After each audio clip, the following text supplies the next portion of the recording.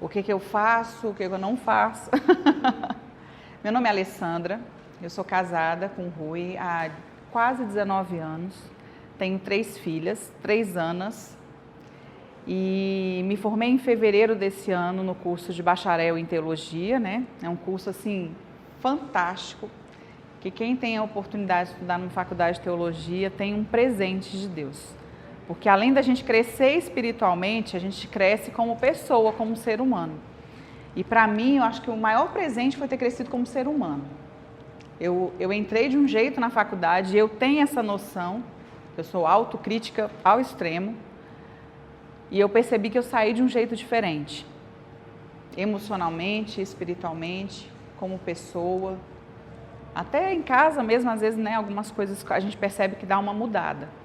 E a faculdade de teologia me ajudou muito nesse sentido. E eu comecei a pensar no meu TCC muito cedo, porque esse foi o tema que eu usei do meu trabalho de conclusão de curso. Eu comecei a pensar muito cedo, mas demorei muito para fazer o fechamento, porque desde o terceiro semestre eu tinha muito claro na minha cabeça que eu queria falar sobre o suicídio. Era muito claro esse tema para mim. Eu não conseguia me imaginar falando de outro tema, porque eu comecei a perceber que a teologia caminha muito próximo da área da saúde. Porque eu tinha feito enfermagem há uns 3 anos antes de entrar na faculdade de teologia, e eu comecei a perceber que algumas coisas elas começavam a caminhar juntas. E esse tema do suicídio começou a me instigar muito, até por um feedback que minha filha de 14 anos me deu. Ela falou: mãe, está acontecendo tanto isso na minha escola, de sinais que as meninas estão dando, de sinais que os meus colegas estão dando, você podia tanto organizar alguém para ir falar na minha escola. E aquilo me incomodou muito. Mas durante o meu trajeto aí de 4 anos de faculdade, eu tive uma crise depressiva, e daí a gente desistiu, né, por insistência. Eu acabei desistindo do tema do suicídio. Eu já estava com muita coisa encaminhada no tema. Eu já estava ouvindo palestras, eu já estava lendo sobre um livro, inclusive comprei um livro enorme de um sociólogo que chama Emile Durkheim. Quem tem interesse aí no tema, vale a pena ler esse livro. O nome dele é O Suicídio. É dessa grossura o livro. Ele é um sociólogo de 1820. Olha só. E já se falava no suicídio nessa época. Então ele dá estatísticas, coisas assim que a gente vê hoje. É muito engraçado. Mas aí eu acabei deixando o suicídio para lá, mas eu falei, eu não vou deixar esse tema ainda. Alguma coisa está me puxando. E eu falei, eu não vou falar de suicídio, mas vou falar de sofrimento humano. E daí realmente foi por isso que eu acabei escolhendo esse tema. Porque quando as pessoas estão se planejando para fazer um TCC na faculdade de teologia, geralmente elas vão para temas da religião. Eucaristia, o Espírito Santo, a revelação, e aí vai, né? Maria, tem 200 pessoas que falam sobre Maria. E eu fui lá na biblioteca da faculdade um dia e comecei a olhar os TCCs das turmas passadas. E não tinha nenhum que falasse de sofrimento humano. E eu estava muito incomodada com esse tema, sabe aquela coisa de incomodar mesmo? Eu falei, pois é esse mesmo que eu vou fazer. E eu comecei a estudar. E um dia eu passando pela biblioteca da faculdade, eu encontrei esse livro lá. Tinha acabado de chegar na faculdade, o livro verde, né? Ficou bem assim. Aí eu passei e voltei. Quando eu voltei, eu falei, é isso mesmo. Eu não tenho dúvida. É esse tema que eu vou falar. Depois vocês podem pegar aqui, que aí eu impresso para vocês darem uma olhadinha. Depois eu vou dar toda a bibliografia que eu usei, né? Para poder ficar mais fácil para a gente se situar. E esse livro me deu esse despertar. Ele não é um livro de teologia. Ele é um livro de um psicólogo norte-americano, mas que vinha de encontro com um documento da igreja. Tanto que muita coisa que eu li nesse livro está na carta apostólica do Papa João Paulo II, que chama Salvifici Doloris, que fala só sobre o sofrimento humano.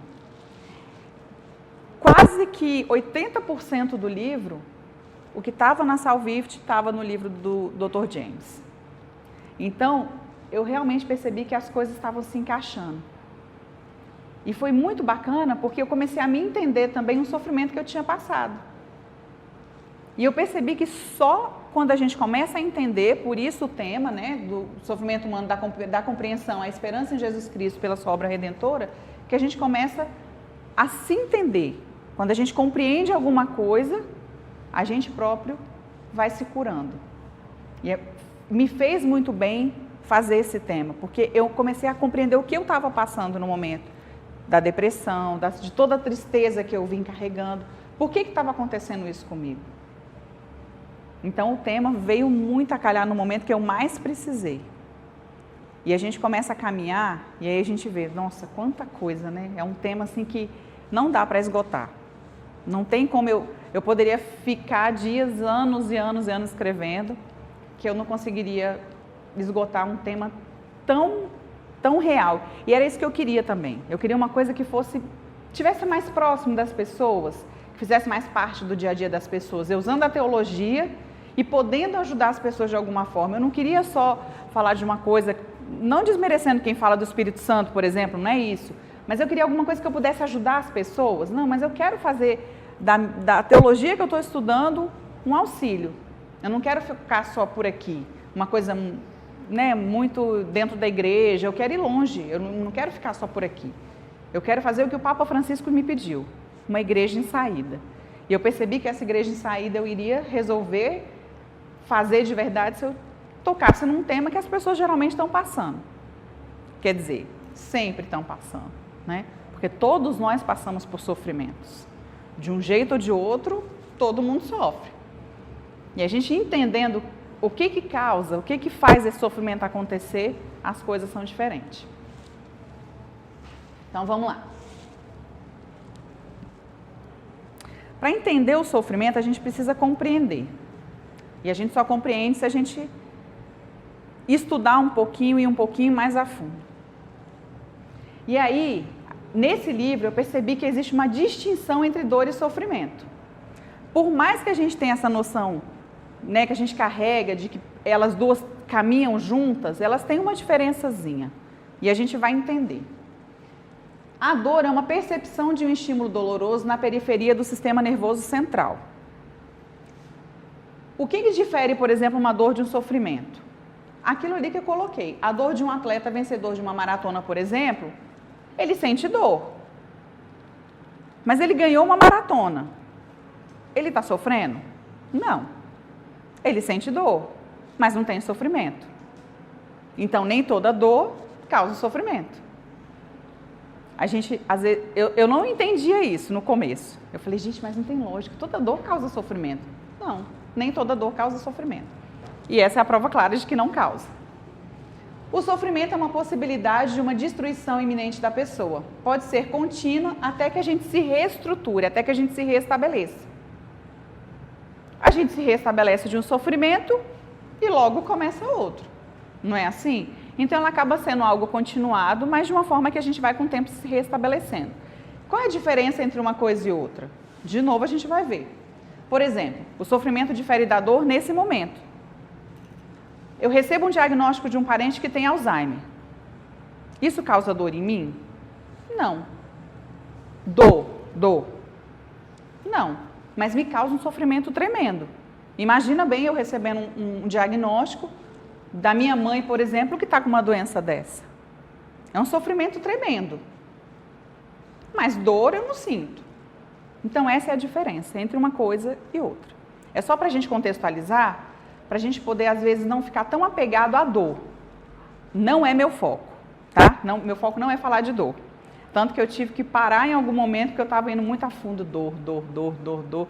Aí teve uma hora que meu orientador falou, para, você não está falando de dor, você está falando de sofrimento. Volta e começa tudo de novo. Então eu tive que parar. Até porque, né, eu adoro a área de saúde, e aí eu acabei me enveredando muito pelo foco que não era. Então a gente vai falar de sofrimento, é só para vocês entenderem, tá? E essa orientação está dentro desse livro aqui, tá? do James Reyne, que esse Cassel é que fala, que dá essa característica de sofrimento. Foi uma das melhores qualificações que eu entendi de sofrimento, foi dentro dessa realidade que ele colocou. Essa é a qualificação que se dá ao sofrimento dentro do livro do James Reyne. Vocês vão ver que eu vou colocar muitas citações, porque eu acho que é importante a gente dar uma credibilidade para o que a gente está falando. Então, ele qualifica o sofrimento dessa forma. O nosso eu único ou identidade interior é ameaçado por uma experiência negativa grave. Estamos definitivamente diante de sofrimento. O sofrimento é uma aflição grave a ponto de ameaçar a identidade de uma pessoa. Distingue o sofrimento de outras experiências negativas. Quando a gente está sofrendo, a gente se sente completamente ameaçado, não é verdade? Eu, pelo menos, quando eu estou passando por um momento de sofrimento muito grande, eu tenho a sensação de que o mundo está desabando. E às vezes o que parece difícil para mim pode não parecer difícil para o outro. Então isso é muito pessoal. Então quando a gente deixa de ir atrás, a gente não entende isso, a gente próprio se destrói. Então quando eu começo a entender isso aqui que o Draine colocou no livro dele, a gente começa até ficar mais atento, mais esperto ao que é um sofrimento de verdade, porque às vezes as pessoas também potencializam os nossos sofrimentos, ou a gente mesmo potencializa o sofrimento e às vezes chega ao ponto de desprezar o sofrimento do outro. Isso também é muito perigoso. Ah, não, mas você está passando por isso. Ah, e está sofrendo por conta disso. O meu sofrimento, não é assim que a gente fala? Mas eu estou sofrendo por isso. E você está passando só por isso? Só para quem? Para mim, porque para ele não é só. Então é algo muito particular. Por que a gente precisa compreender? Eu tenho essa sensação de compreensão, e falo isso dentro da teologia, que depois que eu comecei a compreender, por exemplo, a teologia de um modo geral, a Bíblia, a missa, que eu já fiz uma formação aqui na paróquia, algumas outras coisas dentro da igreja, as coisas ficaram muito mais claras para mim. Hoje eu venho para a missa, por exemplo, com uma sensação diferente, com um bem-estar diferente, eu me sinto mais inteira na missa. Eu leio a Bíblia, eu já não leio mais a Bíblia como eu li antes da teologia, hoje eu já leio com um pouquinho mais com um olhar mais atento, mais cuidadoso. Às vezes a pessoa fala alguma coisa para mim sobre Bíblia, eu, não, peraí, calma aí, vamos estudar o contexto do negócio para a gente entender o que está acontecendo. Então, quando a gente começa a compreender esse sofrimento, as coisas ficam mais claras. A compreensão é importante, o saber conta. Quando chegamos a uma melhor compreensão intelectual sobre o lugar do sofrimento na existência humana, estamos mais preparados para lidar com ele, assim como uma doença. Quantas vezes é omitido um diagnóstico de um paciente, ele fica sem poder criar até uma força ali para poder lidar com o sofrimento, para lidar com aquela doença, para lidar com aquele diagnóstico. E muitas vezes as pessoas escondem. Eu não sei nem como é que funciona hoje. A Avelina é médica, de repente pode até falar um pouco melhor para a gente. Mas há um tempo atrás era omitida algumas coisas do paciente. Hoje já não se omite mais. Para quê? Para ele poder ter essa força para poder tratar da maneira melhor possível da doença. E isso é verdade, não é? Quando o paciente sabe da doença, ele vai até em busca de solução para o problema dele, né? Mesmo às vezes sendo errado, mas ele vai em busca. E a gente percebe que no sofrimento é a mesma coisa. Quando a gente começa a compreender esse sofrimento, a gente tem mais forças para lidar com ele. A gente fica mais forte, mais... Só cuidado, né? A gente sempre fala isso, é a mesma coisa na medicina, a gente tem que ter um cuidado para não potencializar as coisas. Existem causas para o sofrimento. Doenças emocionais, principalmente nos dias atuais, é uma das coisas que mais tem causado sofrimento nas pessoas. Mais até do que as doenças físicas. Uma dessas doenças emocionais que tem causado um grande sofrimento é a depressão. Isso é fato. As pessoas estão deprimidas absurdamente. O que causa essa depressão? O que vem causando essa depressão nas pessoas, né? Esse sofrimento. Então, inúmeras são as causas dessa tristeza, dessa angústia que a gente anda sofrendo, o excesso de atividades. Uma das coisas que me fez caminhar para esse processo depressivo foi isso. Eram inúmeras atividades, eu não dava conta de fazer tudo ao mesmo tempo. E aí vai criando angústia, vai criando aquilo ali, ó. Essa irritabilidade, essa ansiedade, essa insegurança, porque a gente tem que fazer tudo ao mesmo tempo. Tem que dar conta do filho, tem que dar conta da casa, tem que dar conta do marido, tem que dar conta do trabalho, das coisas da igreja. E a gente acumula um monte de coisa, quando a gente vê, a bomba explode. Então, essa é uma das grandes causas de sofrimento. Nos dias atuais, inclusive, a depressão é um dos fatores de risco para o suicídio. Inclusive, entre um número crescente a cada minuto de adolescentes e cada vez mais precoce esse diagnóstico de suicídio em adolescentes. Há um tempo atrás, os diagnósticos eram aí de 17, 18 anos, hoje crianças de 11, 12 anos estão se suicidando. Um colega bombeiro foi atender um dia uma menina no Guará de 12 anos, que tinha tentado o suicídio. Então, a gente percebe que essa doença emocional é uma causa muito grande de sofrimento humano. E é difícil, né? Porque esse sofrimento, principalmente no caso da depressão, ele toma conta da família inteira. Porque o depressivo, ele não se deprime sozinho. Todo mundo sofre junto. Sofre a mãe, né, na família ali, quando é um jovem, um adolescente. Sofre a mãe, sofre o pai, sofre o irmão, sofre todo mundo. Então, a gente percebe que, vocês estão vendo como o sofrimento é muito maior? Que ele não se limita a um único problema, principalmente no caso da depressão. O suicídio, quanto sofrimento o suicídio traz dentro de uma família? Pessoas que são pegas de surpresa, que ficam sabendo que, né, chega em casa, a pessoa está lá, se suicidou, enforcada, tomou um remédio e por aí vai. Então, esse sofrimento é muito torturante para as pessoas. As doenças físicas também podem levar ao sofrimento, né? Por exemplo, a dor. A gente sabe que a dor, a gente já percebeu essa distinção de um para o outro, mas pode levar a um sofrimento sim. Não é excluído isso. Porém, esse sentimento poderá ser mais percebido por aquelas pessoas que se submetem a ambientes hospitalares. O Dr. Drenner, ele fala isso com muita precisão, por falta da humanização. Ainda falta muito essa humanização nesse ambiente hospitalar.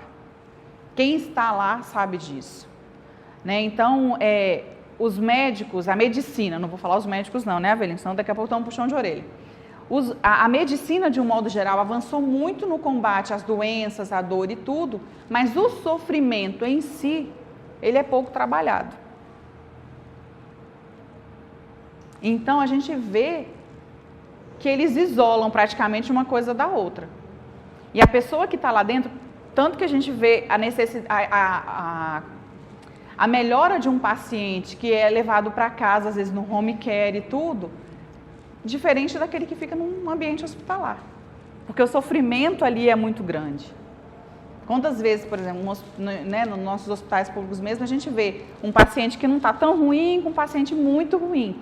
Então, ele vai pegando aquele sofrimento do outro e leva para si e a doença vai embora, né? Mas aí, existem alguns outros sofrimentos que às vezes a gente não dá atenção. Um deles é a questão do envelhecimento, que o Dr. Drenner fala de modo especial na cultura norte-americana, que os velhos lá são descartáveis. Ao contrário do que se faz na cultura oriental, que na cultura oriental as pessoas mais velhas são sábias, são verdadeiros mestres. Na cultura norte-americana, o cara chegou numa certa idade, ele é descartado. Ele não serve para nada. E nós aqui no Brasil não estamos muito longe disso, porque a gente tem uma mania de copiar muito o que o norte-americano faz.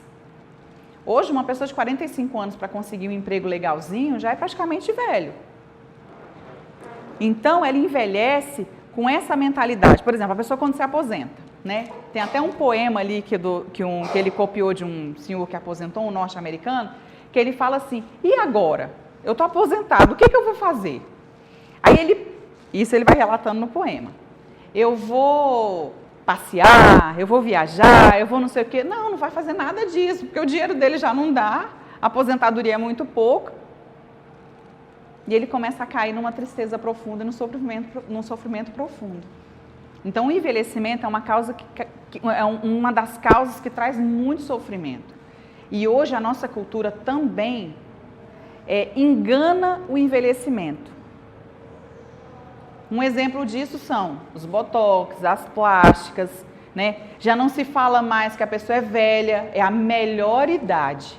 Então a gente vai mascarando e a gente vai maquiando uma coisa que a pessoa já não começa a se aceitar mais. E é uma grande mentira. Uma grande mentira. Não é verdade? Que todos nós temos nossas limitações quando a gente vai chegando a uma certa idade. E hoje a sociedade não quer isso. Ela quer reinventar e a pessoa vai sofrendo cada vez mais. Porque ela não tem mais aquela força, aquele vigor que tinha antes. Mas a sociedade também não quer que ela fique velha.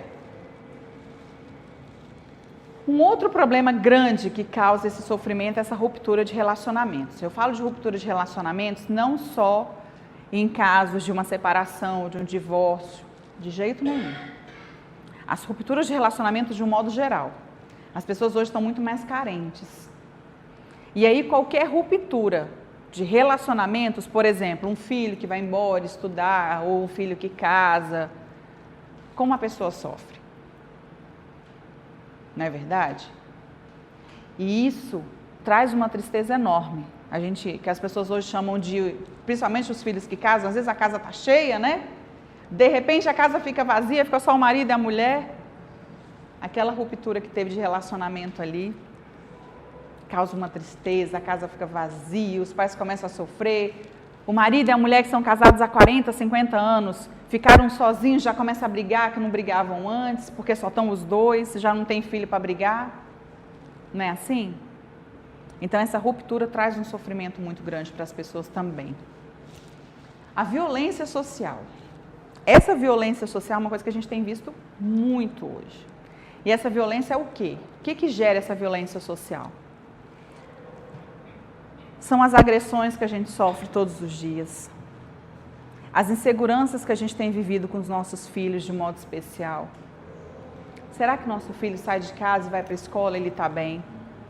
A gente vivenciou na televisão há alguns meses atrás aí aquela questão da escola lá em Osasco. Quer dizer, as crianças todas ali estudando, os pais achando que os filhos estavam tranquilos ali dentro da escola, porque você nunca imagina que no âmbito escolar alguém vai entrar e vai matar seu filho. Você pensa o quê? Você vai trabalhar, deixou seu filho na escola? Não, ele está seguro. Não é assim que a gente imagina? Isso é só em escola pública que acontece? Não, a gente vivenciou aqui em Goiânia um outro garotinho que virou para trás e matou o colega. E deu um tiro no outro, uma escola particular de renome.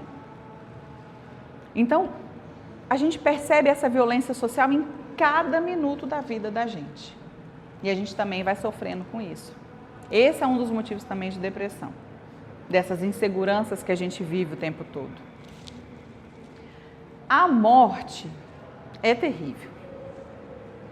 Essa causa um sofrimento e um estrago na vida das pessoas, que é absurdo. E a gente começa a viver esse luto como se fosse a última coisa das nossas vidas. E aí, mais uma vez, a cultura que a gente vive nela é a grande causadora de nós não sabermos lidar com esse sentimento de morte. A gente não foi criado para aceitar a morte. A gente não compreende o que é perder uma pessoa. A gente não tem esse entendimento dessa perda de uma pessoa que a gente ama muito. A gente é criado para o eterno, parece, né? Parece que todo mundo é imortal. Não é assim? E quando a gente perde uma pessoa, é um choque. Porque a gente não tem esse entendimento. Isso gera um sofrimento muito grande nas pessoas que ficam. E a gente precisa aprender a lidar com esse sentimento. Porque é um sentimento, é um troço que a gente sabe, não é? Aquela história, todo mundo sabe que vai morrer. Mas quem quer morrer? Na hora que a gente pergunta, ninguém quer morrer. Não é verdade? Quem quer morrer? Tem uma coisa muito engraçada, que tem um padre, se não me engano, que ele fala assim, todo mundo quer ir para o céu. Não é verdade? Quem aqui que não quer ir para o céu? Todo mundo quer ir para o céu. Mas ninguém quer morrer. Como assim? Né? E aí a gente vê como é que pode uma coisa dessa eu querer o céu e não querer morrer. Tem uma... A gente até comentava agora há pouco, tem uma médica que ela trabalha só com... Eu estou procurando um textinho dela aqui para a gente poder contextualizar. Tem uma médica que ela só trabalha com cuidados paliativos, o nome dela é doutora Ana Cláudia Quintana, não sei se vocês já ouviram falar dessa médica.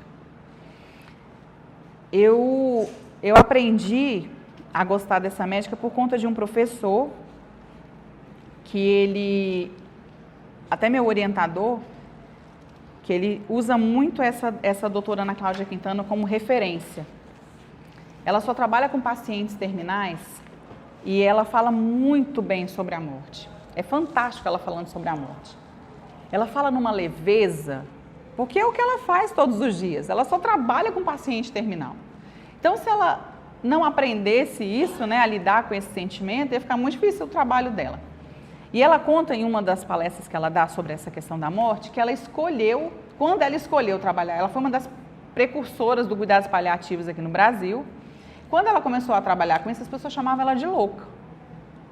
Você é louca, vai trabalhar com gente que está morrendo, você enlouqueceu. E ela cita uma coisa que eu acho muito bacana e que eu não coloquei aqui nos textos, mas eu acho que vale a pena ler para vocês. Durante a vida, nos preparamos para as possibilidades que ela pode proporcionar. Sonhamos com o nosso futuro e vamos à luta. Sonhos tão humanos de ter uma carreira, uma família, um amor ou vários filhos.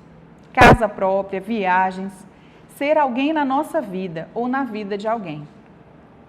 Buscamos orientação somente para as coisas mais incertas. Né? Não é assim? E o que a gente tem de certeza? Que a gente vai ficar rico? Pobre? Vai casar? Não vai casar? Tudo que é incerto, a gente vai em busca. Mas a morte é garantida. Não importa quantos anos viveremos, quantos diplomas teremos, qual o tamanho da família que formaremos. Com ou sem amor, com ou sem filhos, com ou sem dinheiro, o fim de tudo, a morte chegará. Esse texto dela eu acho belíssimo, faz parte de um livro que ela vai apresentar até aqui em Brasília, numa palestra que ela vai dar, e eu acho fantástico quando ela fala isso. Porque a gente tem uma aversão muito grande à morte. Eu acho que é uma das coisas que mais causa sofrimento no ser humano é a tal da morte. E o Dr. Drane também cita uma outra coisa que eu acho que eu nem coloquei aqui, é que a gente nunca, de forma alguma, a gente pede uma boa morte. É uma coisa que eu tenho aprendido todos os dias da minha vida. É na hora que eu vou dormir, inclusive nós recebemos aqui na paróquia uma oração da boa morte. E eu tenho quase certeza que pouca gente faz aquela oração, porque o povo tem medo de morrer. E a gente precisa aprender a lidar com a morte, porque é a única certeza que a gente tem da vida. Quando a gente começa a lidar com a morte, a gente começa a entender as coisas de uma forma diferente. Eu tive uma perda recente, mas que o tempo inteiro eu estava muito certa de que o melhor para essa pessoa era morrer. A gente sofre, a gente chora naquele momento, e tem uma passagem na Bíblia que fala exatamente dessa moderação no luto. Que a gente precisa ter essa moderação. A gente tem que chorar no momento que tem que chorar, mas aquilo precisa passar. A gente tem que lidar com esse sentimento da morte. Numa outra palestra que eu assisti de uma médica logoterapeuta aqui de Brasília, ela também fala sobre esse luto. Que as pessoas se drogam no momento do luto. Dá um remedinho para o fulano, né? O pai morreu. Dá um remedinho para o fulano para ele ficar anestesiado nesse momento, só para ele sentir aquele luto, né? Não sofrer com aquele luto naquele momento. Aí dá um Rivotrilzinho ali para o cara, ele fica ali, né? Legal, não chora. Quando passa o efeito do remédio, o sofrimento é 3 vezes pior. Porque ele não teve a oportunidade de vivenciar o momento que ele precisava vivenciar, aquela realidade do luto, aquela realidade do sofrimento. E isso vem muito tardiamente. E é um sofrimento terrível quando ele vem depois. E a doutora Tânia fala muito bem sobre isso também. Ela fala sobre essa pós-venção do suicídio e ela fala desse sofrimento do luto dessa maneira. O luto foi feito para viver no tempo certo, porque senão a pessoa se perde. A traição é outra coisa que causa um sofrimento terrível. E por mais louco que pareça, sofre quem trai e sofre quem é traído.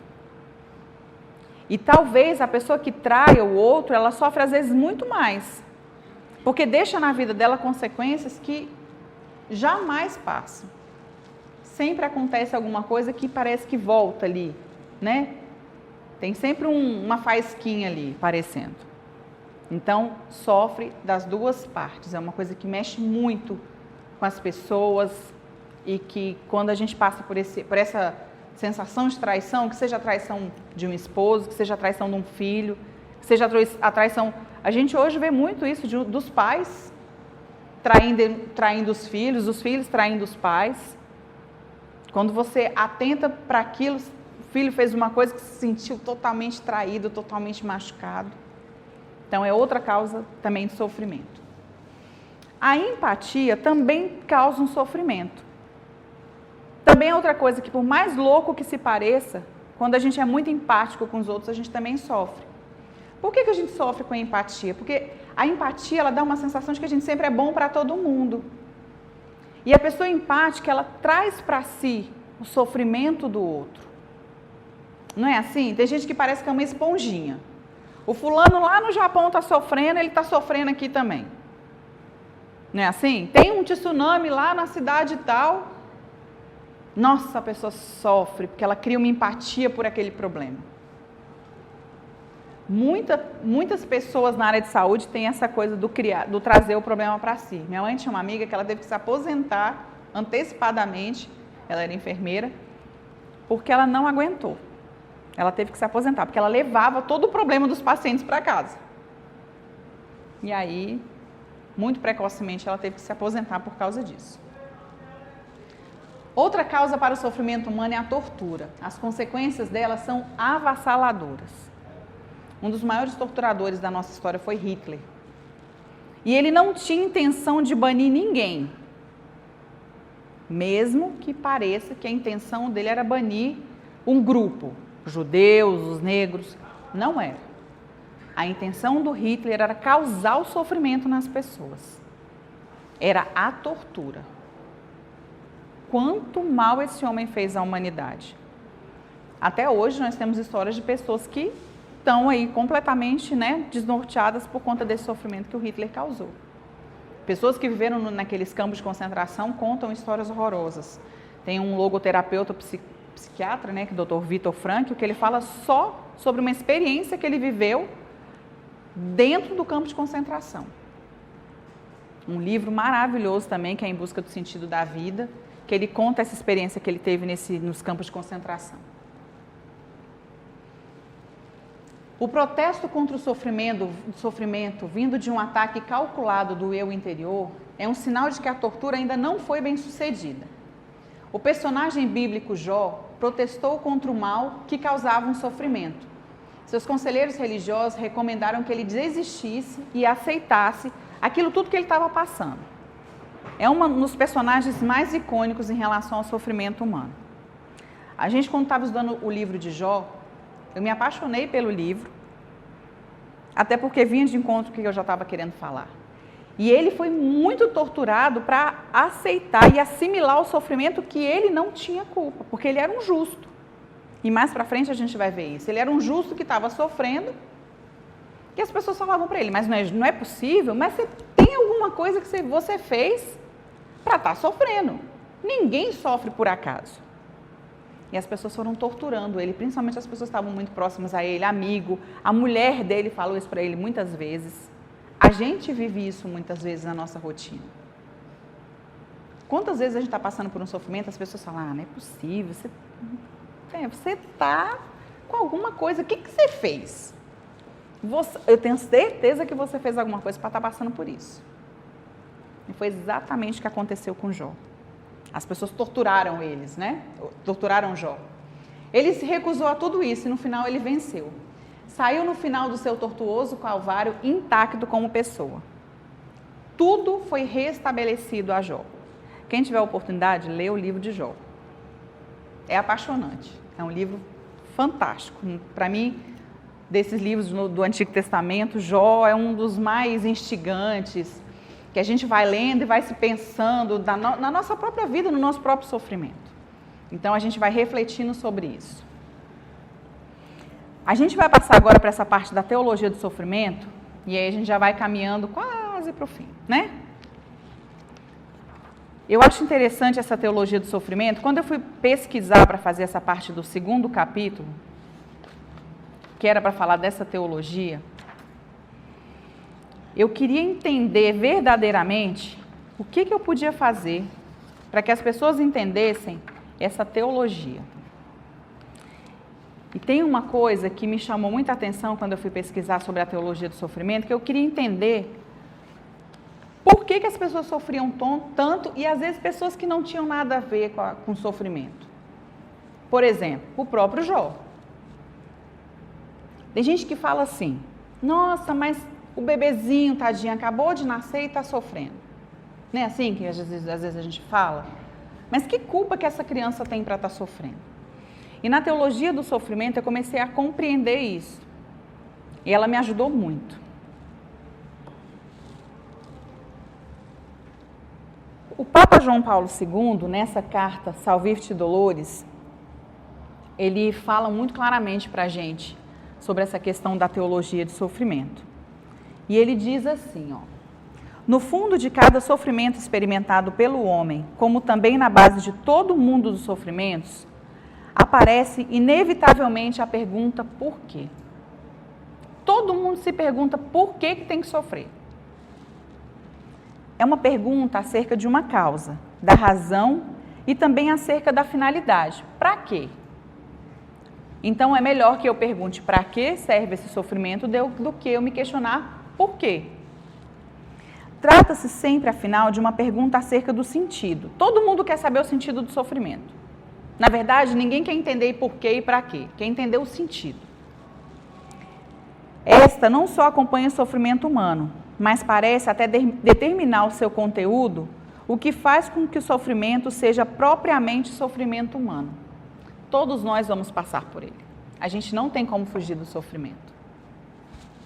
Que seja por uma coisinha, como eu falei no começo, que seja por um sofrimento muito grande, uma doença muito grave, que seja por uma topada do dedinho no rodapé da casa. Mas tudo isso vai gerando um sofrimento na gente.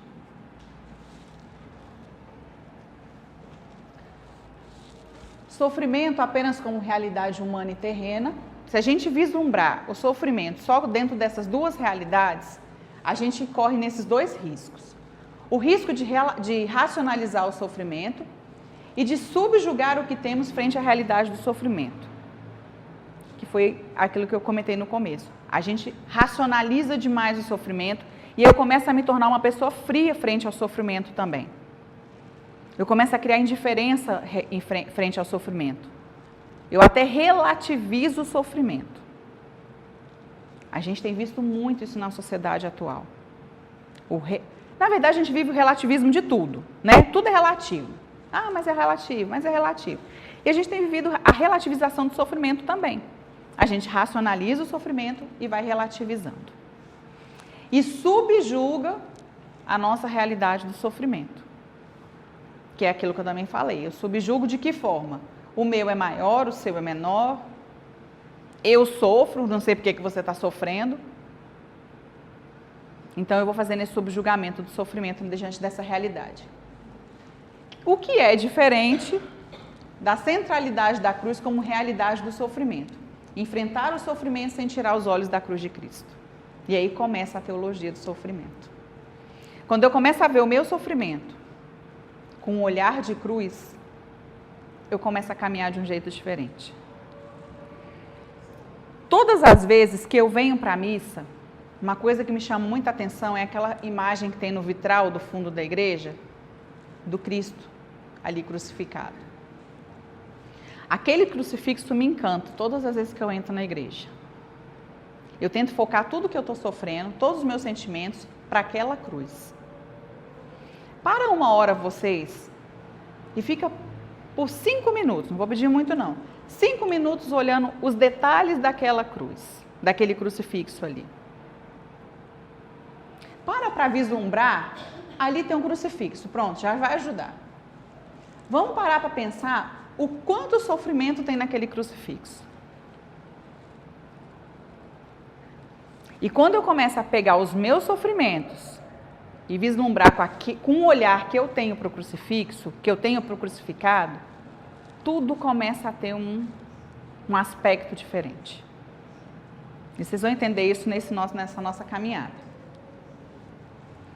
A teologia do sofrimento se baseia no amor e na doação. Eu não vou ler esse texto todo, mas vou fazer um resuminho.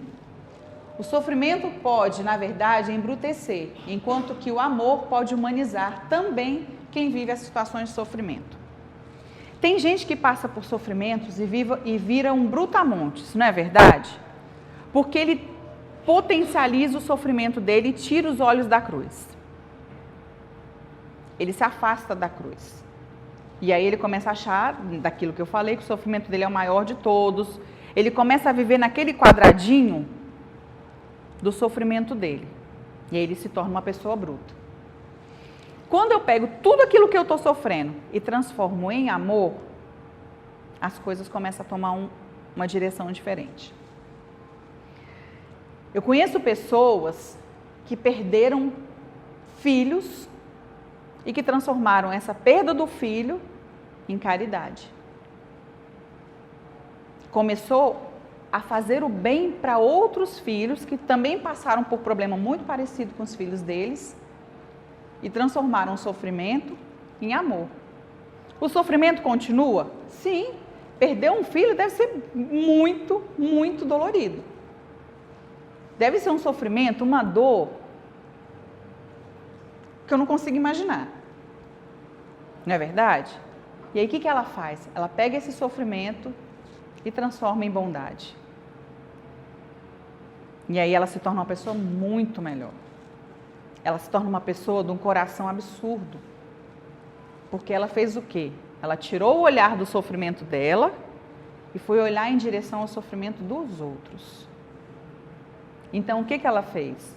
Ela viveu a teologia do sofrimento, que ela tirou o olhar dela e foi olhar a cruz de Cristo.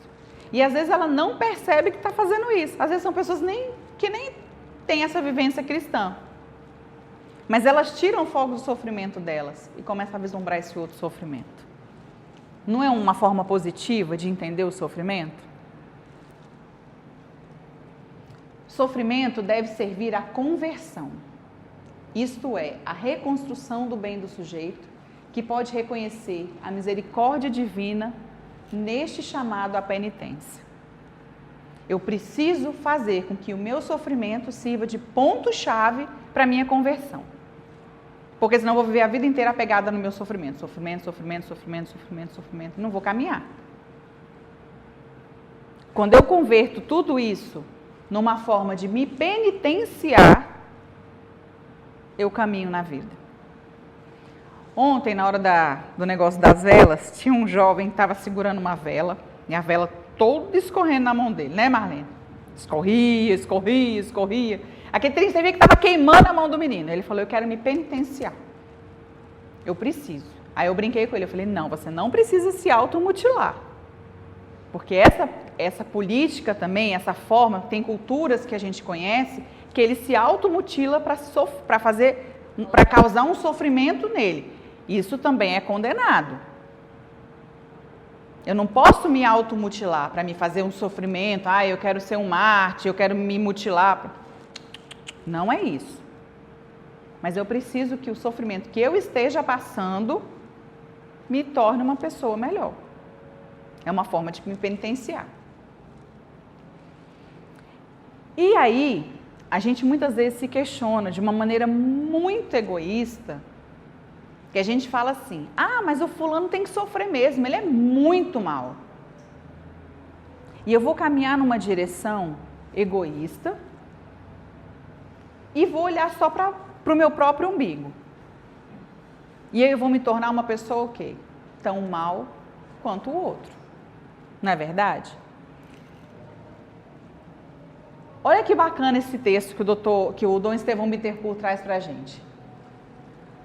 Os que não cometem faltas graves morais trazem dentro de si a capacidade, ou a potencialidade, ou a capacidade de as cometer. Ou seja, todo mundo tem possibilidade de trazer um mal ali. Então, eu posso excluir, eu posso dividir o mal do bom? Não. Porque em algum momento da minha vida eu também posso cometer um ato imoral. E eu não faço, a gente não costuma fazer essa reflexão. A gente acha que só as pessoas que cometem faltas graves, que a gente aponta o dedo, julga, tem que sofrer. Ah, o fulano tem que sofrer, porque ele é mau. Né? A gente fala muito isso na corrupção. Tem que ir preso mesmo esse político, é um bandido, roubou tanta gente, tem que ir preso. E aí a gente já julga, já aponta o erro do outro, aí desanda tudo. Porque quem sou eu para apontar o erro do outro? Quem sou eu para julgar? Porque eu também tenho dentro de mim essa potencialidade de cometer uma falta grave. Não é verdade? Se não fosse, a gente não precisava nem de confessar, né? A maior prova disso aí é que a gente precisa confessar diariamente. O sofrimento não tem apenas um caráter punitivo, mas também um caráter de nobreza para os que compreendem seu mistério salvífico. Quando a gente começa a entender o sofrimento no mistério da salvação, a gente transforma esse sofrimento. A gente não acredita mais que o caráter do sofrimento é só um de punição. Porque a gente muitas vezes acha que Deus sempre quer nos punir nos dando sofrimento. E isso não é verdade. Ele tem muito mais esse caráter de nobreza, de enriquecer a nossa vida, do que mesmo nos punir. Deus não tem essa intenção de punição, de forma alguma. Por pior que seja o ser humano, ele não tem essa intenção. De frente ao aspecto teológico do sofrimento, é ele quem nos liberta das amarras do egoísmo, da presunção e da soberba. Outro dia desse eu comentava, não lembro com quem, imagina bem a nossa vida sem sofrimento. Se a gente não sofresse de jeito nenhum, em que a gente ia se transformar? Tem uma pessoa que eu conheço que ela fala assim, você tem 10 filhos, tem que ter pelo menos um atentado. Um vai te dar trabalho, não é verdade? Às vezes não é um trabalhão, não é um menino vai mexer com droga, que vai fazer uma coisa absurda, não. Mas você vai ter um que vai ser um calinho ali no seu pé. Porque você pensa bem, você com 3 filhos, tops, 10, o melhor na escola. Você tem 3 filhos, os 3 são excepcionais, maravilhosos. 10 na escola, todo mês chega o diplominha lá de alunos destaques da escola, são os melhores em tudo, passam em todas as Olimpíadas de Matemática. Pensa que pessoa insuportável que você ia se transformar. Eu ia ter a soberba lá nas alturas. Meus filhos são os melhores do mundo, não é verdade? Aí Deus dá um ali para te dar um calinho para você não se sentir o Todo-Poderoso. Então, essa é a função do sofrimento na vida da gente, é para que a gente abaixe a nossa bolinha, sabe? Porque o homem, e a gente vai entender isso quando a gente vê a origem do mal, tem essa tendência de querer se achar Deus. Sofrendo já se acha Deus, imagina se não sofresse, se não existisse sofrimento na vida do homem. Como que a gente seria? O sofrimento dá essa invertida na nossa vida, dá uma situada, pronto, essa é a palavra certa, situa o ser humano. Os gregos usam essas palavras, patos, matos, para dizer que o sofrimento ensina e nos faz aprender. É uma coisa que eles usam na cultura grega, que é fantástica, essa frasezinha, vamos dizer assim, que eles usam, para dizer que o sofrimento ensina e nos faz aprender e muito, muito. Eu não tenho dúvida disso. Uma resposta teológica é esse sofrer que ensina. A verdade é que Deus não castiga com tempos ruins. Ele nos educa em tempos ruins. É se pensar nisso. Hoje, na hora que eu estava relendo esse texto, essa frase ficou muito latente na minha cabeça. Que a gente não para pensar nisso. A gente acha que ele está dando coisa ruim o tempo todo para a gente. A gente até fala mal às vezes de Deus, né? Poxa, Deus, por que você está me dando isso? E Ele está te educando, Ele está te moldando, Ele está te fazendo uma pessoa muito melhor para que você receba um grande prêmio lá na frente. Como cristãos, temos que nos acostumar a pensar nas coisas a longo prazo, que é um ponto de vida cristão. E é exatamente o que a gente não faz. A gente só pensa no imediato, no agora. E o que é esse longo prazo? É o que a gente vai viver depois. Aqui a gente só está passeando. A gente só está reordenando a nossa vida para a gente poder ganhar o prêmio eterno. Que a gente não quer ir para o inferno. Então o sofrimento é essa moldura, é esse ordenamento da nossa vida, de tudo que a gente se transforma durante a nossa vida. Ele vai ordenando tudo isso para que a gente ganhe esse prêmio. E a gente, enquanto cristão, tem que entender isso, tem que ter muito claro isso na cabeça da gente. De onde se origina o mal? O mal se originou desde quando houve a desobediência. De quem? Adão e Eva. Dos nossos primeiros pais. Ele se origina a partir de dons que nós perdemos. Nós éramos dotados de alguns dons, que são chamados dons préternaturais, e a gente perdeu esses dons quando a gente disse não aos projetos de Deus. Quando eu digo nós, porque nós somos descendência de Adão e Eva.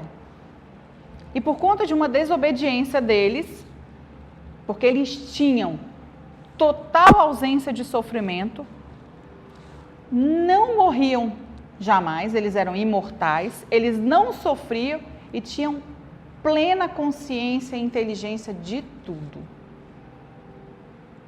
E eles foram desobedientes ao projeto de Deus.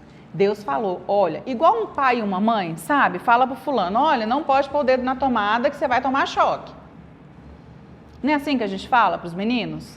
Ou ninguém nunca falou isso para um filho? Não, vai lá, bota o dedo aí mesmo, toma choque. Ninguém fala isso. Não, põe o dedo que você vai tomar choque. O menino toma choque. O que vai acontecer? Ele vai se machucar. Em casa mesmo teve uma que já ficou pregada na tomada. Foi o que aconteceu com Adão e Eva. Eles ficaram pregados na tomada. E aí imagina só eles perdendo todos esses 3 dons. Passaram a ser mortais, passaram a sofrer e perderam um pouco da sua inteligência, porque eles tinham total inteligência de tudo. Por isso que muitas coisas são mistério para a gente e a gente nunca vai conseguir entender. Porque a gente não tem essa inteligência total. Por mais inteligente que seja aquele fulaninho lá. Alguma coisa ele não sabe. Alguma coisa ele não entende. Por mais bem dotado de inteligência racional que ele tenha, alguma coisa ele não sabe. Então é um mistério. Então, enquanto eles tinham isso, estava tudo ok. De repente, o mal se originou por conta desses dons que eles perderam. Tá? Olha lá o que está escrito lá. A gênese do mal é um ato de violação e de desobediência ao projeto de Deus. Está lá em Gênesis 3. Então, o mal se originou dessa violação ao projeto de Deus. E assim acontece com a gente até hoje. Me perguntaram assim um dia, mas Jesus já não veio, já pagou todos os nossos pecados, já não sofreu por nós na cruz? Ok, mas ficou a mancha do pecado. Tanto que a gente continua sofrendo, não é verdade? Porque o que tinha, a gente perdeu. E a gente continua causando mal, a gente continua desobediente, a gente continua malcriado, birrento, chiliquento. Não é assim? Quando a gente quer uma coisa de Deus, a gente falta virar o mundo. E Ele fala, calma, não é agora. Ou às vezes Ele permite que te aconteça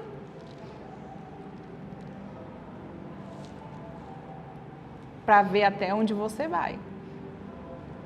Ah, Ele quer tanto? Então tá. Então vai. Vai que lá na frente vai acontecer. Não é assim que a gente faz com os nossos filhos?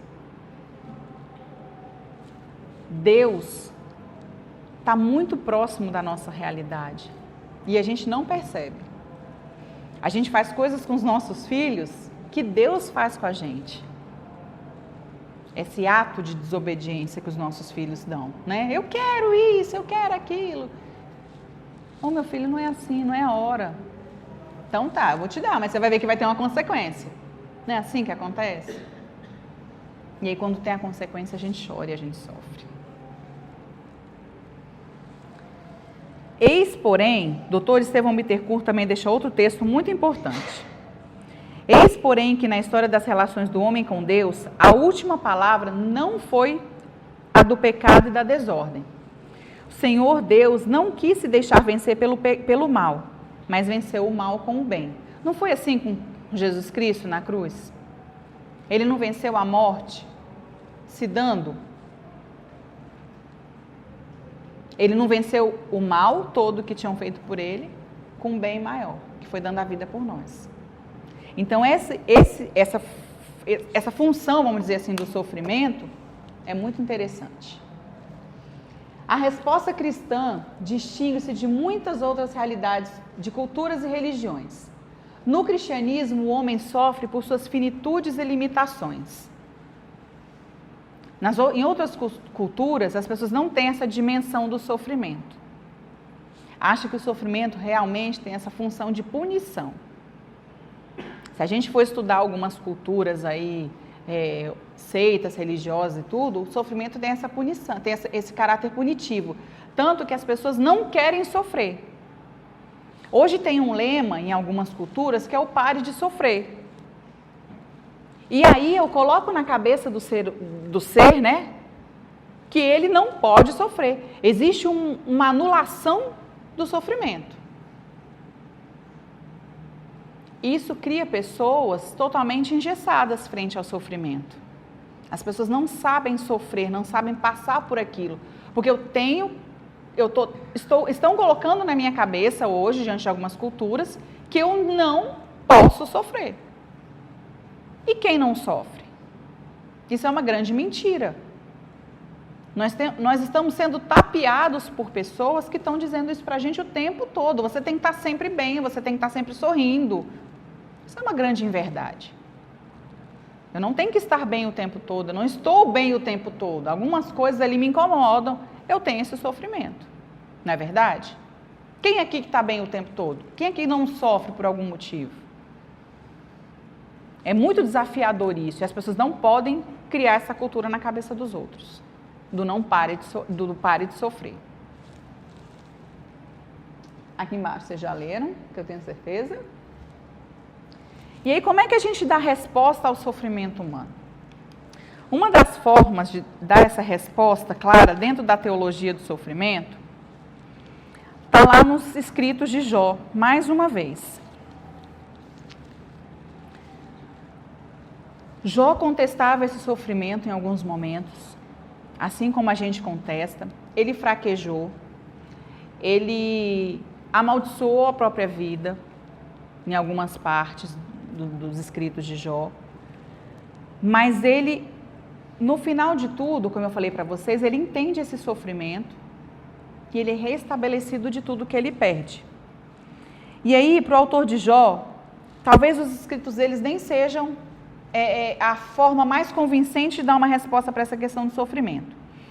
Portanto, ele tem a possibilidade de nos antecipar a paixão de Cristo, um sofrer sem demoras. Porém, para compreender melhor essa questão, há que se relacionar o sofrimento ao mistério salvífico.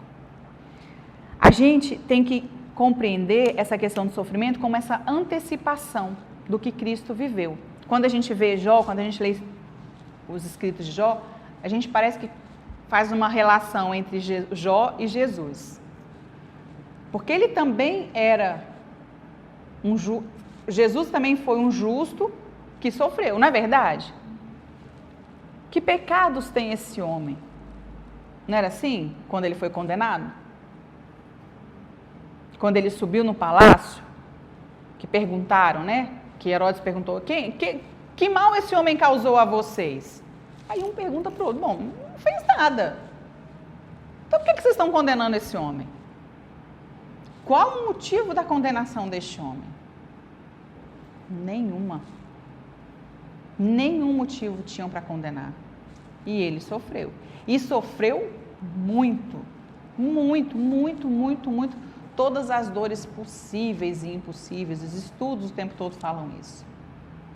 Não é verdade? O sofrimento de Cristo foi o pior de todos vividos. E a morte de cruz, que na época era a pior morte que podia existir. Era a morte de cruz. A humilhação maior ser crucificado. E ele aderiu ao sofrimento. E ele entendeu o sofrimento. Porque já estava nos planos de Deus esse sofrimento, como está nos planos de Deus o nosso sofrimento. Quando a gente vê uma situação, por exemplo, uma situação de sofrimento que você acha que não tem saída, e aí vem a fragilidade humana. E aí é inevitável de se entregar para aquele problema, e aí você, nesse momento, você acaba de deixar a parte do salvamento de lado, e aí fica a parte só veneno, que importa a solução, igual você falou, negativa. É o que eu te falei agora há pouco. Principalmente nos dias de hoje, existe essa coisa das pessoas não quererem sofrer. Porque realmente é muito mais fácil para mim não sofrer. Você concorda? É muito mais fácil eu não sofrer do que eu sofrer. E a minha humanidade sempre vai falar mais alto. Porque eu sou dotada de razão. A minha racionalidade é muito maior do que a minha espiritualidade, a minha transcendência. E é por isso que a gente tem que aprender e entender esse sofrimento dessa forma. É olhar um pouco mais para o que Jesus viveu e caminhou esse tempo todo no sofrimento. Isso é muito complexo, né? Parece até meio louco a gente querer associar o sofrimento de Cristo com o nosso sofrimento. Mas você quer ver uma coisa? Eu quero me parecer com Jesus em tudo, não é verdade? Nós somos criados à imagem e semelhança de Cristo. Por que eu não quero me assemelhar ao sofrimento dele?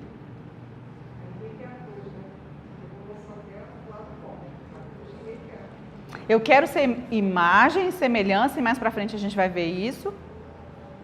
Eu quero parecer com Cristo em tudo.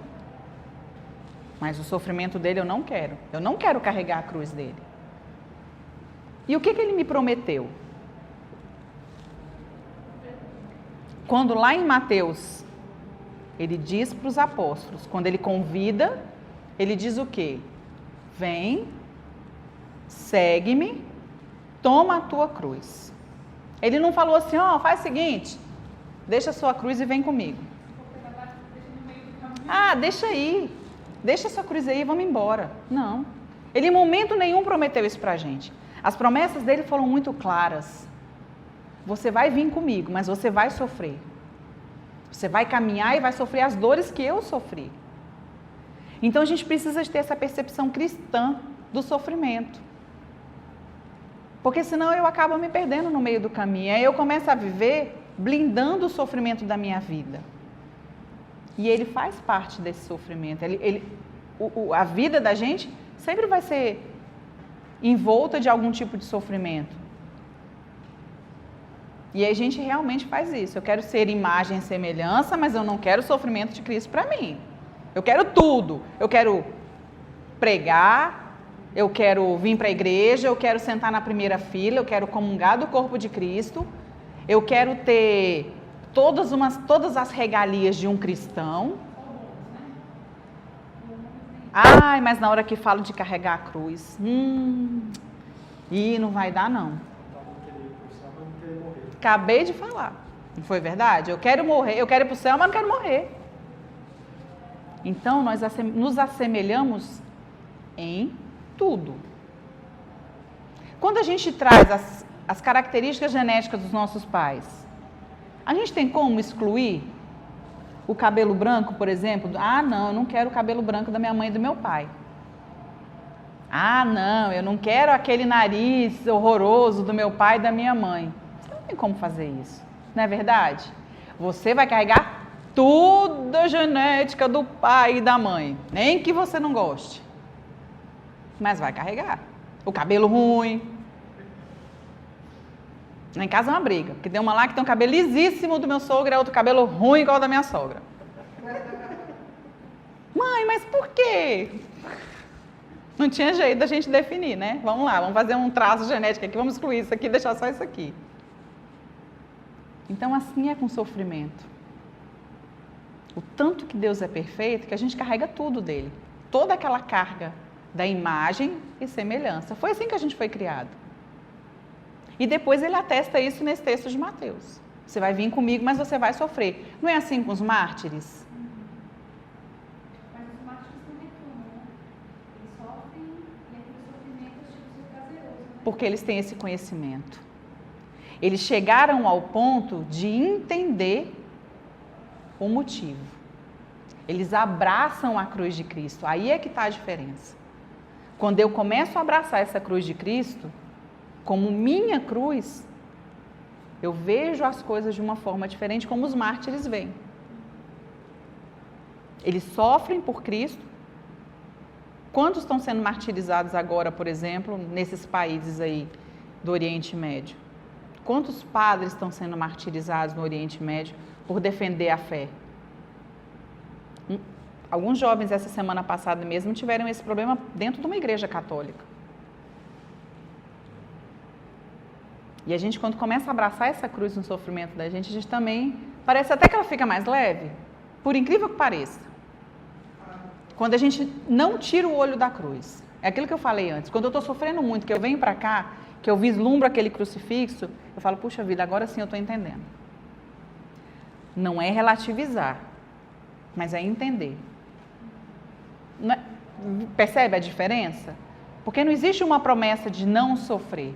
Existe uma promessa de sofrimento.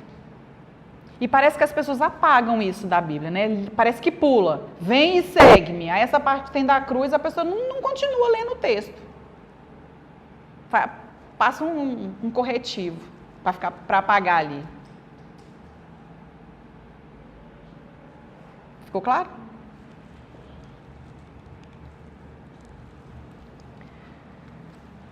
Vamos continuar.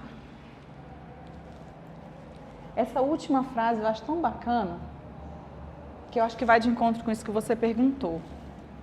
O amor é a fonte mais plena para a resposta à pergunta acerca do sentido do sofrimento. Essa resposta foi dada por Deus ao homem na cruz de Jesus Cristo. Foi a plenitude do amor por nós, quando ele se deu na cruz. E assim na vida da gente, foi isso que eu falei agora há pouco da morte. Quando a gente pega tudo aquilo que a gente está sofrendo, num dado momento da nossa vida, e transforma em benefício a alguém, essa cruz fica mais leve. Vamos exemplificar. Uma pessoa da nossa família morre e a gente continua com o guarda-roupa lotado. Ah, eu não quero desfazer do quarto, eu quero deixar o quarto da pessoa do jeito que ela morreu. Você vai sofrer tanto. Tanto, por dois motivos. Apego material, né? Tem que estar apegado às coisas daqui, é o primeiro sofrimento que isso causa. E a materialização da pessoa que já morreu. Eu fico materializando aquela pessoa ali o tempo inteiro, nas fotos, no quarto, na roupa que está ali dentro. Agora vamos para o outro lado. A pessoa morre. Todas as roupas dela, todos os calçados, tudo que tinha ali naquele quarto que pode servir para alguém, eu entrego. Eu faço uma doação. A saudade da pessoa vai ficar, isso é fato. Mas o seu sofrimento vai ser muito menor quando você transforma isso em amor. Não é verdade? Eu transformei tudo que a pessoa deixou em amor. Eu perdi uma amiga há um tempo atrás e a mãe dela com o tempo foi dando todas as coisas dela. Um dia ela chamou todos os amigos dela na casa dela e falou, vocês entram aqui, escolhem o que vocês quiserem para guardar de lembrança da Eliana. E aí cada um foi pegando alguma coisa, eu peguei um CD e tal. E aí a gente vê, naquele momento eu vi na mãe dela um olhar que eu ainda não tinha visto, enquanto ela estava guardando as coisas dela dentro da casa. Ela sofria toda vez que abria a porta daquele quarto, porque era uma lembrança que vinha da perda de uma filha que a gente não entendia.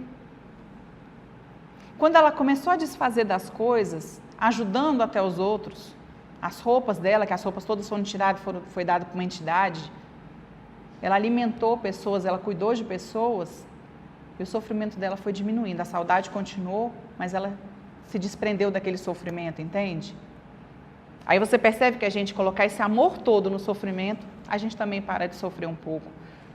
Diminui esse sofrimento, essa angústia, essa dor, porque a gente coloca amor no nosso sofrimento. Aí vem com aquela história que você falou, que é necessário viver o luto. Sim, claro. Dar o tempo ao luto. Vai ver que ela precisava de um tempo maior até ela se conscientizar que ela precisava, né, fazer isso. Mas é que tá. As pessoas às vezes se conscientizam por às vezes sofrem por um tempo muito prolongado, exatamente por conta desse apego, às vezes. E aí vai sofrendo, até quando que ela vai sofrendo com tudo isso? Né? Claro que cada pessoa tem seu tempo, isso é fato. Mas aí ela deixa de colocar amor nesse sofrimento, é disso que eu estou falando. Quando ela começou a colocar o amor no sofrimento, ela percebeu que ela precisava de se desprender daquilo tudo, porque aquilo ali tudo não era aquilo que ia trazer a filha dela de volta. Mas o amor trouxe a filha dela de volta de alguma forma, porque ela pôde alimentar. Não é assim que a gente vê com pessoas que doam os órgãos dos outros? Eu sinto o coração do meu filho pulsando na vida de outra pessoa. Nossa, que bem que deve fazer isso para uma pessoa, gente. Deve ser incrível isso. Saber que o filho dela revive de alguma forma. Não da forma egoísta. Não, vou enterrar, não vou doar nada para ninguém. Tem gente que é assim, não é? Não quer saber esse negócio de doação de órgãos, não. Não é assim? Aí, de uma forma egoísta, ela vai sofrendo aquilo, vai se amargurando, vai criando uma pessoa negativa. E aí vai relativizando o sofrimento. Percebe essa diferença do amor no sofrimento? Faz toda a diferença, gente, isso é fato. Dentro desses aspectos teológicos, a gente vai...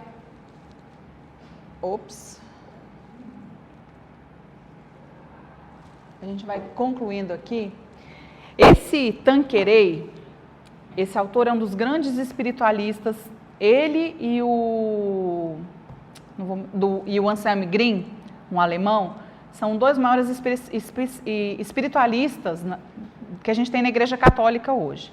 Os escritos deles são muito bonitos. Esse livro do Tanqueray, de modo especial, ele fala sobre a divinização do sofrimento. É elevar o sofrimento ao patamar de divino. É lindo esse livro dele, é muito bacana de se ler. E ele fala exatamente sobre isso aí, ó. O sofrimento assume um caráter divino quando compreende-se que ele não é mais um castigo, e sim um ato de obediência, um ato em que Jesus tem um valor infinito. Quando eu consigo entender que ele não é mais, e aí volto a repetir a questão do caráter punitivo e do caráter salvífico. Quando eu excluo a punição do sofrimento, as coisas ficam muito mais leves de entender. O sofrimento se transforma em algo que vai me transformar também. Eu não fico só apegado ao sofrimento como uma punição, porque senão eu vou passar a vida inteira sofrendo e não vou entender. Eu nunca vou amadurecer, eu nunca vou crescer. Não é assim? Quando a gente fica num plano muito natural do sofrimento, a gente nunca vai subir para o plano sobrenatural do sofrimento. A gente vai ficar ali no raso a vida inteira. E o Tanqueray fala isso nesse livro dele que eu acho incrível. O amor que vence o sofrimento, a gente já falou sobre isso, né? E ele tem esse sentido escatológico. O que é esse sentido escatológico? Todo mundo sabe o que é escatologia aqui, né? Eu acredito. Tá. Escatologia é o estudo dos fins últimos, ou seja, do que a gente vai viver na eternidade. A escatologia é basicamente isso para a gente entender. Então, o sofrimento de agora tem esse fim último na vida da gente. O que é esse fim último? É o que a gente vai viver depois que a gente morrer. Então, é aquilo que eu falei. Se eu não sofrer agora, eu vou ter que sofrer em algum lugar, que vai ser no inferno. Se eu anulo esse sofrimento da minha vida, eu vou fazer o que na vida eterna? Então, ele precisa ter esse sentido escatológico. Eu preciso caminhar no meu sofrimento para ir em direção à vida eterna, à plenitude. É poder estar face a face com Deus no momento certo, plena da ausência desse sofrimento, porque a gente não precisa mais sofrer depois. A gente vai sofrer aqui. Essa é a função do sofrimento. Ele tem sentido escatológico, ele tem sentido dos fins últimos da gente. Tranquilo aí? Diante da temporalidade do sofrimento, não há o que nos isente de passar por ele. Já falamos sobre isso também. Todo mundo vai passar por sofrimento. Que seja pequenininho, que seja grandão, mas todo mundo vai sofrer. E se a gente não compreende isso, a gente vai continuar sofrendo muito mais do que a gente sofre hoje. A gente precisa dar esse sentido para o sofrimento na nossa vida. Cristo expressa de dois modos esse sofrimento, né? De modo integral, a pergunta e a resposta do sofrimento humano. Pois todo o seu sofrimento constitui a síntese desse ensino. Isso é a mais pura verdade. Tudo que Cristo sofreu sintetiza tudo que a gente passa na vida. E a gente às vezes pensa que a gente sofre demais. E aí de novo eu retorno, olhar para a cruz para entender o sofrimento. Quando a gente vislumbrar isso, tudo fica mais tranquilo, ok? Esse texto todo eu não vou ler não, mas tem uma coisa aqui embaixo de Bernardo de Claraval que eu acho fantástico.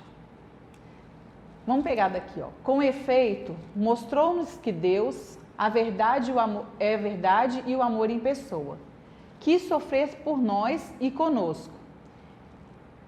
E Bernardo de Claraval, ele coloca essa frase lá. Deus não pode padecer com a gente no sofrimento, mas ele pode se compadecer do nosso sofrimento. Porque padecer pelo sofrimento, ele já padeceu. Ele já pagou todo o preço do nosso pecado. Mas aí que a gente continua sofrendo, ele vai se compadecendo dos nossos sofrimentos. Ele vai nos ajudando e nos auxiliando nesse sofrimento. Quantas vezes a gente está passando por um sofrimento muito grande e a gente percebe a mão de Deus nas pessoas, por exemplo? Quem aqui já não passou por algum tipo de sofrimento que tinha alguém ali que no momento mais difícil ela estava com a mão para te ajudar? Não é a mão de Deus nisso? Não é Deus se compadecendo do seu sofrimento? Ele está sofrendo junto com você.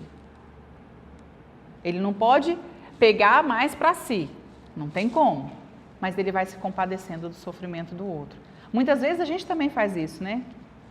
A gente vai se compadecendo das pessoas e ali é a hora que Deus está interferindo na minha vida.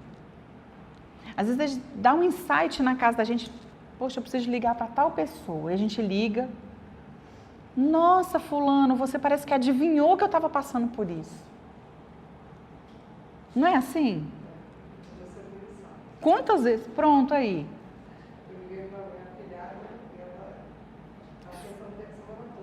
Pronto. E a gente... Fui um anjo na vida da pessoa naquele momento. Foi Deus colocando a mão dele no sofrimento do outro. Não é incrível isso? A gente quantas vezes é instrumento na vida das pessoas no momento de dor, de sofrimento, e quantas vezes nós também recebemos esses instrumentos, recebemos esses anjos de Deus na nossa vida.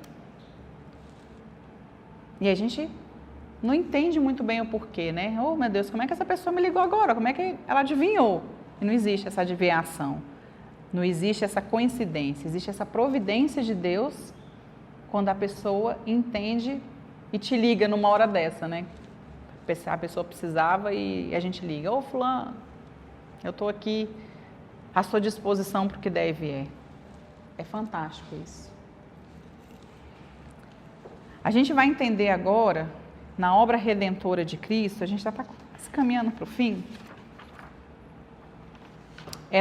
esse sofrimento humano. E para eu, na obra redentora de Cristo, eu ter uma resposta ao sofrimento humano, eu preciso de fazer e ter esse entendimento dessas coisinhas aqui. Reconhecer na redenção de Cristo a força vitoriosa do sofrimento. Pelo sofrimento a gente conhece o mal. É um dos pontos que a gente tem para distinguir entre o bem e o mal. É quando a gente está sofrendo. Se a gente não sofre, a gente não consegue distinguir uma coisa da outra. E no sofrimento a gente tem essa possibilidade. Cristo, pela sua redenção, quer penetrar na vida dos que sofrem. É o que eu acabei de dar o exemplo, dos instrumentos que a gente tem. Então, ele adere ao sofrimento humano. De alguma forma, ele vai estar ali e vai penetrar nos nossos sofrimentos. E pela virtude da cruz, a fraqueza do homem se torne o poder de Deus. É aquilo que a gente falou um pouquinho antes. Estar e compreender essa virtude da cruz faz com que as nossas fraquezas se tornem uma força para Deus. Não é assim que tem uma passagem na Bíblia que diz assim, quando eu estou fraco, aí é que eu me sinto forte. E esse poder de Deus, essa fortaleza de Deus, está exatamente nesses momentos de dor, de sofrimento, de angústia, de tristeza. Quantas pessoas voltam a procurar a Deus no momento de sofrimento? Tem gente que fala assim, se não vai pelo amor, vai pela dor. Não tem um ditado popular que diz isso? E muitas pessoas realmente retornam num momento de maior vulnerabilidade. Inclusive, nesse livro da doutora Ana Cláudia, ela coloca uma dessas situações, que é essa volta para o transcendente de pacientes que disseram isso para ela no leito de morte, que olha, eu comecei a procurar a Deus nesse momento de tamanho sofrimento que eu estou vivendo. Eu comecei a perceber a mão de Deus na minha vida no momento mais difícil. No momento de total sofrimento, as pessoas voltam à transcendência, voltam a Deus. Para a gente concluir, a gente ressignifica o sofrimento. É uma das passagens que mais me encantou durante esse percurso todo, além do livro de Jó, foi essa de São Paulo aos Colossenses, que ele completa na carne dele tudo aquilo que Jesus sofreu. Então aí a gente começa a entender essa questão do nosso sofrimento de verdade. Daquilo tudo que Cristo viveu, eu também vou ter que passar, eu também vou ter que me assemelhar. Eu fico feliz, eu fico alegre, claro, não desse modo tão banal, mas dessa forma de entender esse sofrimento, de nos alegrar para completar na nossa carne aquilo que Cristo passou. É o assemelhar-me de Cristo em tudo. No sofrimento, na dor, nas alegrias, nos momentos também que ele teve de felicidade. Eu não sei se vocês têm essa impressão, mas eu tenho uma sensação de que Cristo só sofreu. Não dá essa sensação? Ah, mas ele parece que só sofreu, né? Parece que só tinha dificuldade, parece que... E não. Mas ele teve momentos muito felizes, muito alegres. E a maior prova dessa alegria dele é as bodas de Caná. Ele estava numa festa de casamento, quando ele foi convidado para fazer o primeiro milagre dele. Ele era humano também. E essa é a maior prova de que a gente precisa ter os nossos momentos de alegria também. Porque ele também foi uma pessoa que se alegrou muito, que era uma pessoa muito feliz. Porque senão ele não era filho de Deus. Vocês concordam? Acha que ele não ia para uma festa? Naquela época as pessoas bebiam muito vinho, comiam muito, até porque os judeus, ele tem uma raiz judaico, e os judeus adoram uma festa, adoram comida, eles comem muito, bebem muito. Se você pegar uma família judia, o momento do ápice da união familiar é em volta de uma mesa. Não é o que a gente faz quando a gente vem para a missa? Aonde a gente se reúne? Em volta de uma mesa para o banquete. A nossa raiz é judaica. E eles ficam felizes ali de estar em volta de uma mesa. E foi assim com Jesus, ele era judeu. Então ele deve ter ido para muita festa, claro, né, gente? Tudo. Ele deve ter ido para muita festa, ele deve ter conversado com muita gente, se alegrou, riu. Assim é com a gente. É por isso que ele veio dentro dessa humanidade, para que nós nos entendêssemos. Porque se não existisse essa humanidade em Cristo, ia ficar tão distante, né? A gente ia continuar como lá no Antigo Testamento, a gente vendo Deus como um ser longe, distante. Quando Deus coloca essa humanidade no verbo, Ficaria como os judeus, né? Esperando o Messias depois. a gente fica mais próximo, não fica? Se eu tenho essa humanidade, se eu entendo essa humanidade de Cristo, eu fico muito mais próximo dele, eu tenho uma intimidade. Eu não sei se é assim com todo mundo, mas a maioria das pessoas pedem às vezes fazem muito mais orações a Jesus do que a Deus. Por conta dessa proximidade. A mesma pessoa. Mas essa concepção da Trindade também ainda é um pouco difícil para nosso entendimento, e a gente vai muito mais próximo a Jesus. Por que a gente tem essa coisa com Nossa Senhora?